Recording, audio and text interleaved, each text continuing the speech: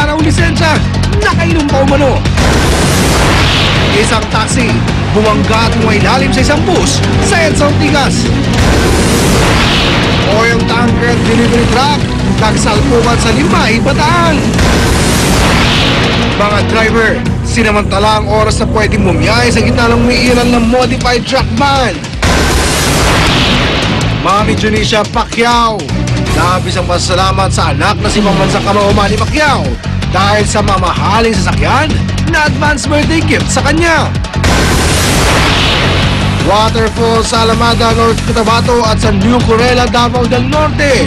Dinarayo mga bakasyonista ngayong tag-init. Kapuso child stars na sina Jillian Ward at Mona Luis Ray, bibida sa bagong primetime soap na Luna Blanca. Huwag pauli, tutok na sa unang balita.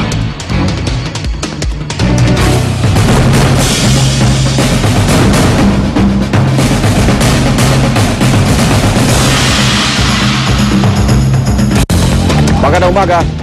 Pakaigan, huli po sa CCTV ang pagbangga ng isang motorsiklo sa isang nakaparadang kotse sa Taguig City. Napag-alaman na bukod sa walang lisensya, nakainom pa umano ang rider. May live report si Love Anjuver. Love.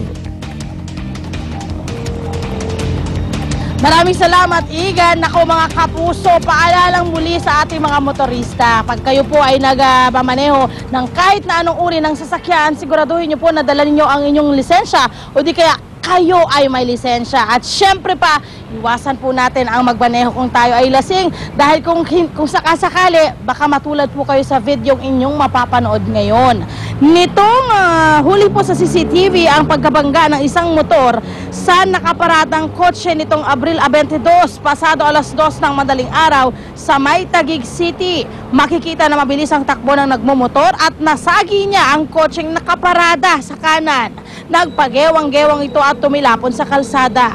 Nakatayo naman agad ang driver ng motor at wala namang galos na natamo. Napag-alaman ng barangay na ang nagmamaneho ng motor ay lasing at walang lisensya. Sa ngayon ay under investigation pa ang nasabing insidente. Pinag-aaralan pa kung pananagutin dahil sa drunk driving, no helmet at reckless driving ang biktima.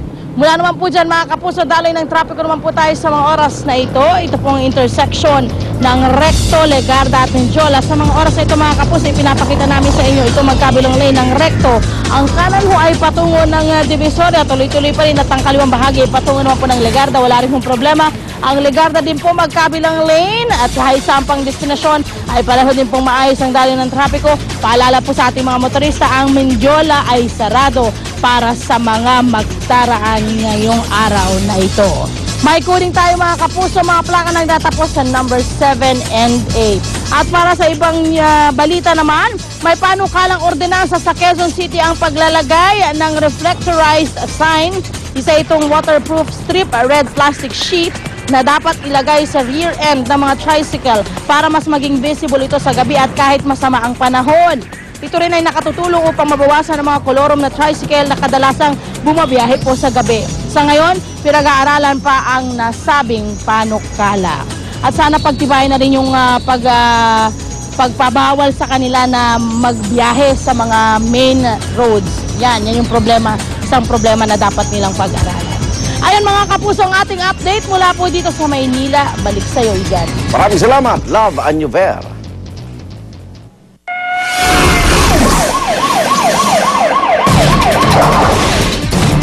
Sumalpok ang isang taxi sa isang pampasaherong bus sa EDSA Ortigas. Ang dahilan, nakatulog ang taxi driver habang nagmamaneho. Narito ang report ni Oscar Oida. Mag-alas 4 ng madaling araw nang sumot ang uso ng taxi ito sa puweta ng isang pampasaherong bus sa bahagi ito ng EDSA Southbound Lane, kanto ng Rochester sa May Ortigas. Sa lakas ng pagkakabangga, tanggal ang hood ng naturang taxi. Basag pa ang kanyang windshield.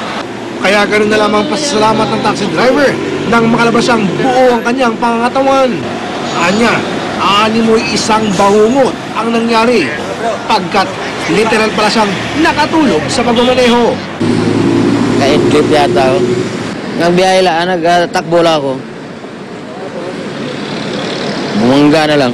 Bagamat napunit ang bumper ng bus, wala naman nasaktan sa mga sakay nito. Paulit-ulit na lang na paalala ng mga otoridad. Pag sa pagmamaneho nakaramdam ng antok, huwag nang ipagpilitan pa. Baka daw sa susunod na mapapikit ka, di ka na muling makadilat pa.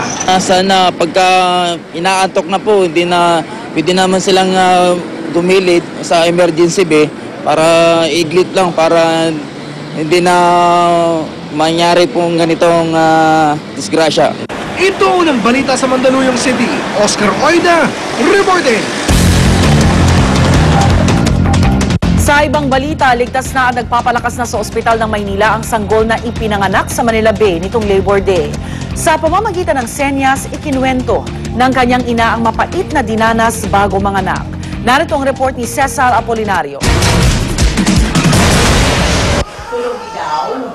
Kahit hindi nagsasalita at nakakadinig, nagsusumigaw ang katotohanang walang hadlang para ipakita ng ina ang pagmamahal sa anak. Nagkaroon kami ng pagkakataong makausap sa pamamagitan ng senyas ang babae na tinawag na lot-lot-hilot ng mga doktor dahil ito raw ang pakilala niya sa mga umasikaso sa kanya. Walang formal na training si Lot-lot sa pakikipag-usap ng senyas sa ibang tao. Pero sa kanyang mga senyas at emosyon, unti-unting naintindihan ng mga doktor ang kanyang kwento.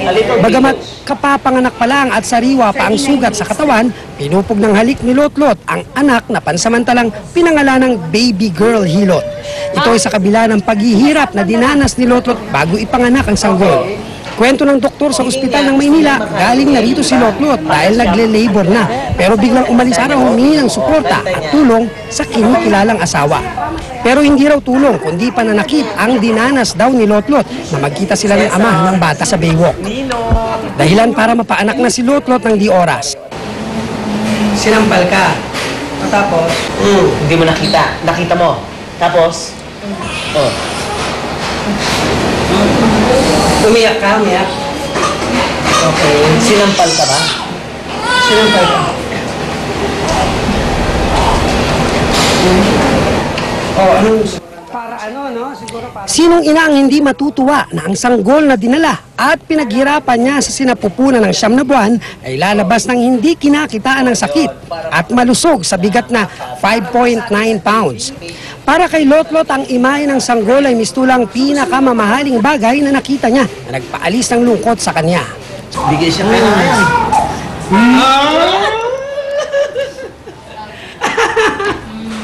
Masaya na siya dito sa baby. Talaga? Pero naikwento niya na sa pamamagitan ng senyas at emosyon ng mukha na may 2 taon siyang anak na lalaki na nasa Cebu ngayon. Para sa unang balita, Cesar Apolinario reporting. Napabayaang nilulutong pagkain ang tinuturong dahilan na sunog na tumupok sa isang bahay sa Culiat sa Quezon City. Paghawaan ng sofa at kama sa Taytay Rizal, nilamon din ang apoy. Isang trabahador, patay. Darito po ang report. Pasado alas 4:30 ng umaga kahapon nang matupok sa sunog ang paghawaan ng sofa at kama sa Taytay Rizal. Tulala pa nang naabutan ng GMA News ang isang trabahador na nakaligtas sa nasabing insidente. Nasawi kasi ang isa niyang kasamahan na kinilala si Alvin Lorenzana. Wala, nakagising lang po. Mainit na sa may ano namin sa tulugan namin. Tapos pag bukas ko ng pinto yun, lakas na ng apoy. Yung isa niyong naipit na kasama, ano nangyari? Patay na po yung isa eh. Oo, paano? Hindi siya nakalabas? Hindi po nakalabas eh, kasi doon mismo nag-umpisa tayo nga po sa tulugan niya eh. Okay. Natrap lang gusto. Hindi na namin ano, sinisigaw-sigawan nga namin para makalabas, wala eh. 3 bang trabahador ang nasaktan sa sunog na agad dinala sa isang ospital sa Angono. Bandang tanghali naman ang lamunin ng apoy ang isang bahay sa Pio de Jesus Street, Barangay Tambo, Parañaque. Mabilis na kumalat ang apoy kung saan nadamay ang may 3 pang bahay. Hinala ng ilang apektado residente, jumper sa kuryente ang umunay pinagmulan ng apoy. Pumutok yung jumper na wire. Pagtingin ko, pumuputok. Inakyat ko yung plangka namin, binaba ko. Yun, pag ano namin, wala na, ano na yung apoy, pumuputok na. Bagamat nahirapan ang